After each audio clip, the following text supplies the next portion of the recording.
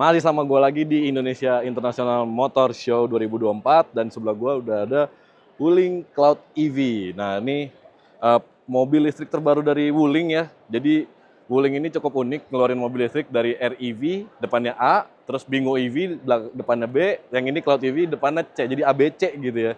Dan mobil ini dipamerkan oleh Wuling di IMS 2024, tapi belum ada spesifikasi dan harga. Tapi nggak apa-apa, kita bahas aja sekarang. Makanya tonton terus videonya sampai habis.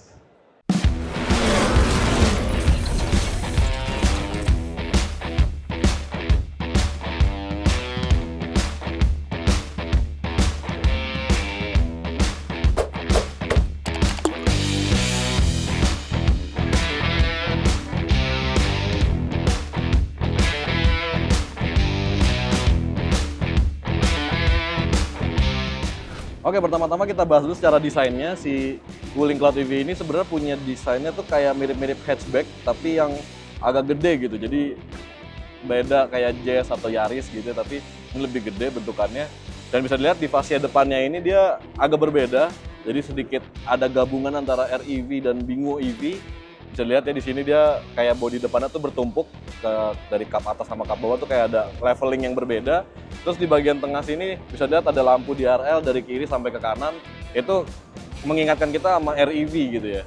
REV modelnya kayak gini nih, ada garis di bagian kapnya gini. Terus di atas ini kayak ada lampu sen. Nah, lampu utamanya baru di bagian bawah. Jadi kalau dilihat secara keseluruhan emang ini antara perpaduan si REV dan Bingo EV jadilah Cloud EV gitu ya. Dan tadi sempat ketipu nih, kirain ini tempat buat ngecas mobil listrik, ternyata bukan. Soalnya bentuknya timbul gitu logo Wulingnya. Oke, itu di bagian depan. Sekarang kita lihat sampingnya. Nah, sekarang kita lihat bagian sampingnya. Bisa dilihat ya, dia benar-benar apa ya, kayak desainnya REV, Bingo EV sih. Cloud EV ini juga nggak banyak garis-garis yang terlalu ekstrim atau garis-garis yang kelihatannya agresif gitu. Jadi bener-bener santai aja, datar aja. Dan yang gue suka, dia pintunya, handle-nya tuh udah mulai yang model-model gini nih. Jadi mulai rata sama bagian bodinya, beda sama si REV dan Bingo juga. Dan di bagian peleknya menarik banget nih. Peleknya tuh pakai ukuran 18 inci. Jadi ini gede banget peleknya, beda daripada saudara-saudara mobil listriknya Wuling. Dan buat ngecasnya itu ada di bagian depan sana. Jadi kalau tadi kita ketipu, kirain ngecasnya di depan, ternyata nggak, di bagian kiri depan situ. Udah, di sini nggak ada apa-apa lagi. Kita lihat belakangnya yuk. Buat di bagian belakang, si Wuling Cloud EV ini dia tampilannya sedikit apa ya, berbeda gitu di bagian depan atau sampingnya. Dia bisa lihat dia bodinya bener-bener ya bertumpuk juga sih. Cuma di sini banyak lekukan-lekukan yang lebih tajam sedikit gitu, dikit banget nih di sini agak tajam dikit. Terus ini numpuk lagi ke bawah, di bawah numpuk lagi bodinya. Dan dia udah ada roof spoiler. Jadi roof spoilernya itu rata, tapi di tengahnya ini sedikit ada gundukan. Dan gue kira ini juga apa namanya, kamera belakang ya, ternyata bukan. Dan dia udah ada lampu remnya di bagian spoiler. Terus di bagian bawah baru kameranya tuh di bagian plat nomor. Sisanya ya gitulah ya, bumpernya minimalis banget ya, khas sebuah mobil listrik Wuling. Buat lampu dia lagi-lagi mirip seperti REV. Udah dilihat dia punya lampu yang tarikan garisnya tuh dari kanan sampai kiri sama. Cuma kalau REV kan lampu remnya itu terpisah ya, di garis ini, terus lampunya tuh bisa dia ada di bawah. Kalau si Cloud EV ini lampunya nyambung sama si garis lampunya ini. Jadi kelihatannya lebih apa ya, dinamis, lebih enak gitu dilihatnya. Oke, sekarang udah bagian belakang, kita ke interiornya yuk. Oke, kita masuk ke interior dari si Cloud EV ini.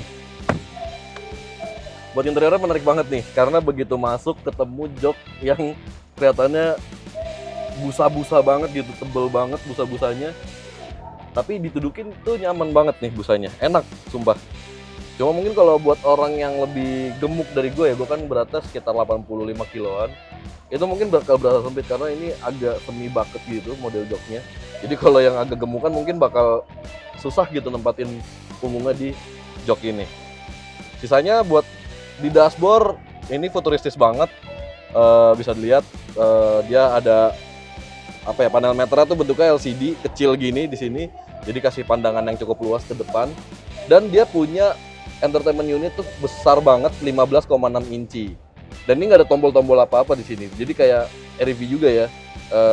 Mungkin semua pengoperasian entah AC atau yang lain-lain itu dari si entertainment unit ini. Dan ini kayaknya belum bisa dinyalain nih. Terus di bagian tengahnya dia udah ada konsol. Konsol ini cukup menarik. Dia kayak, ini baru lihat di cup holder bentuknya 3 dijadiin 1 kayak gini nih. Menarik banget sih ini. Tapi kalau nggak buat cup holder ya bisa buat naruh yang lain kayak receh atau HP gitu ya. Dan di sini masih ada kompartemen lagi. Ini kayaknya NFC buat ngecas HP di sini.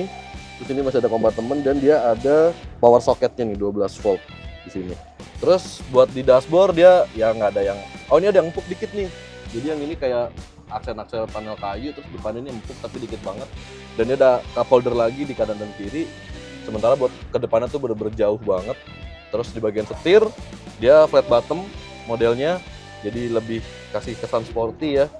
Dan ada tombol-tombol biasa di sini dan pengaturan wiper dan lampu sen segala macam ada di belakangnya. Sisanya udah sih itu aja.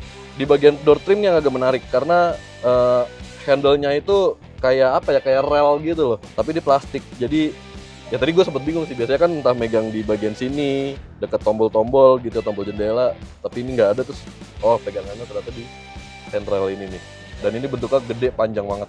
Nah ternyata selain si konsol tengah ini dia modelnya floating gitu, jadi gue kira bawahnya kosong kayak REV gitu ya, nggak ada apa-apanya di bawahnya. Ternyata dia masih ada lagi nih kompartemen di tengah sini nih, dan ini bentuknya laci.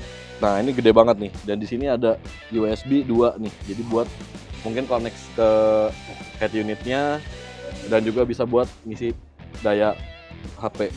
Dan ini menarik banget karena dia bentuknya datar, terus di ujungnya naik dan tutupnya ikut naik, jadi dia kayak lebih fleksibel gitu bagian tutupnya. Sisanya udah itu aja. Di sini biasa lampu, nggak ada sunroof, nggak ada panoramic roof juga. Di belakang bisa muat 2-3 orang dan ada sandaran tangannya juga. Tadi kan kita udah bahas tuh soal eksterior, soal interior. Sayangnya secara spesifikasi kita nggak bisa bahas, terutama juga fitur ya. Si Cloud EV ini emang belum diluncurkan secara resmi, jadi ini baru dipamerin aja. Bahkan harga jualnya juga belum ada. Jadi fitur-fitur apa aja yang ada di sini tentunya gue juga belum bisa tahu. Tapi yang jelas nggak mungkin lebih rendah fiturnya daripada si Bingo atau REV. Terus buat si speknya, si baterai dan penggerak listriknya juga belum tahu. Tapi yang jelas nggak bakal juga lebih rendah dari REV dan Bingo EV. Cuma ada bocoran jarak tempuhnya itu bisa sampai sekitar 461 sampai 500 km. Jadi emang ya jelas ya dari jarak tempuh udah ketahuan kalau speknya bakal di atas REV dan Bingo EV. Dan kalau emang jaraknya bisa sampai 500, ini sih mobil bakal jadi menarik banget.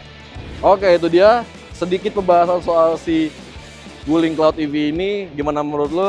Berikan pendapat lo di kolom komentar ya. Dan jangan lupa juga untuk like dan subscribe channel Brem by Yuzon untuk mengetahui video otomotif berikutnya. Sampai jumpa di in the next video. Dadah!